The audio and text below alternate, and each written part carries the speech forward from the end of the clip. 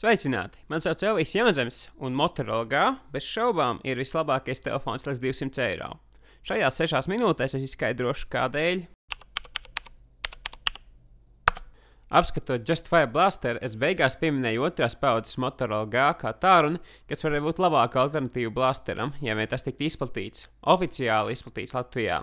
Tas bija aprīlī, tagad ir septembris, un ir iznācis jauns Moto G modelis, un tagad to Latvijā arī oficiāli var nopirkt. Paldies Bitei par testa ierīci. Lielākajai daļai Motorola saistās ar atlokāmajiem Razer telefoniem, bet kopš tā laika viņi pamazām izgājas no Latvijas tirgus.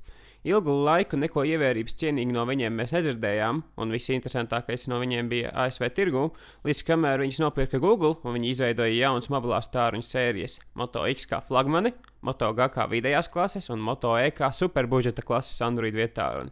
Protams, tad Google pārdeva Motorola kompānijai Lenovo, bet Motorola gars vēl aizvien nav pazudis. Šis ir 3. paudzes Moto G, un vizuāli tas izstāsta pavisam neuzkrītoši. Tā priekšpusē ir pilnībā melna virsma ar ļoti maz dizaina elementiem. Tikai ekrāns ar skarunu un mikrofonu augšā un apakšā. Nekādu lieku logotipu vai pogu. Izstāsta jau ļoti eleganti un nenovērš uzmanību no paša galvenā - satura ekrānā. Pirmajā brīdī nedaudz dīvaini šķiet ļoti lielās augšējās un apakšējās apmalītes, bet tās ir ļoti praktisks, jo uz tām var turēt īkšķus, ka telefons ir horizontāli. Telefona izmērs ir 5 colis, bet par spīti tā izmēram, to rokā turēt ir ļoti ērti, jo aizmugure ir izliekta un tā rezultātā telefons rokā ieguļas ļoti komfortabli.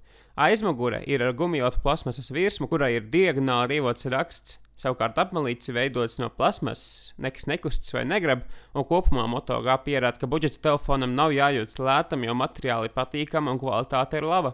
Vāciņu var noņemt, bet tur mēs neko daudz neieraudzīsim, jo tur ir tikai microSD un simkartes līgzdas, un baterija ir neizņemama.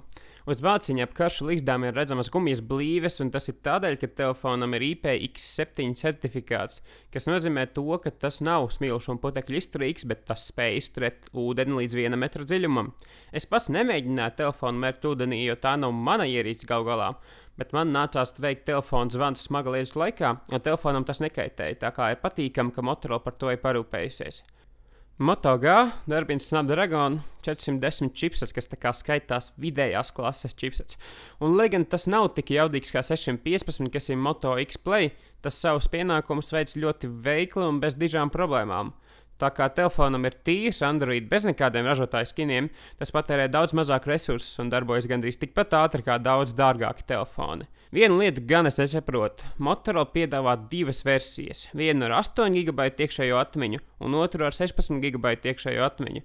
8 GB versijai ir tikai 1 GB RAM, bet 16 GB versijai 2. Un Latvijai tiks izplatīts tikai 8 GB variants. Kādēļ?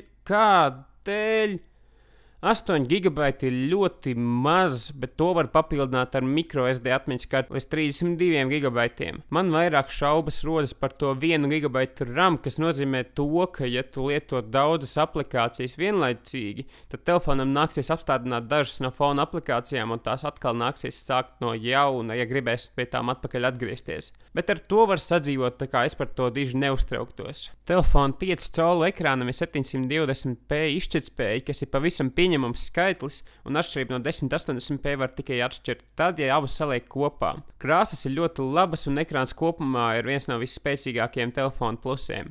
Man arī patīk telefona baterija. 2400 mAh akumulators kopā ar 720p izšķirtspējas ekrānu un nepārāk jaudu prasošu chipsetu nozīmē to, ka arī ar manu aktīvo lietošanas režīmu izturu līdz pat dienas beigām, un es visu laiku lasu e-pastus, tvītus un ziņas bites 4G tīklā. Pieļauju, ka mazāk lietojot, tas varētu izvilkt arī abas 2 dienas, bet jebkurā gadījumā baterija nav problēma šim telefonam. Bet vislabāk man šajā telefonā patīk programmatūra. Tas ir tīrs Android 5.1 Lollipop bez nekādiem ražotāju skiniem, kāda ir Samsungos vai LG, kas nozīmē to, ka telefons darbojas ļoti ātri un bez aizturēm. Programmatūra patiesībā ir vislielākais telefona pluss, jo nopērkot Moto G var būt droši, ka saņems nākotnes atjauninājumus un ka telefons nekļūs lēns jau pēc dažām nedēļām atšķirībā no citiem šīs klases tāruņiem. Un papildus tam Motorola ir pievienojuši dažas no savām papildu funkcijām, piemēram, žestus ātrai lukturīšu ieslēgšanai un kameras aktivizēšanai. Man vislabāk patīk Active Display, kas parāda jaunākos paziņojumus, neatbloķējot ekrānu. Kopumā Moto G ir, manuprāt, vislabākā Android lietošanas pieredze, ko var dabūt zem 300 eiro. Šim telefonam ir patīkams korpuss, labs ekrāns, lieliska baterija un, kas ir pats svarīgākais, tīrs Android, kas darbojas ātri. Paldies Bitei par testa eksemplāru, tev par skatīšanos, abonē šo kanālu, un ja tev patīk šis video, tad zini, kur pulk tev jāspēr.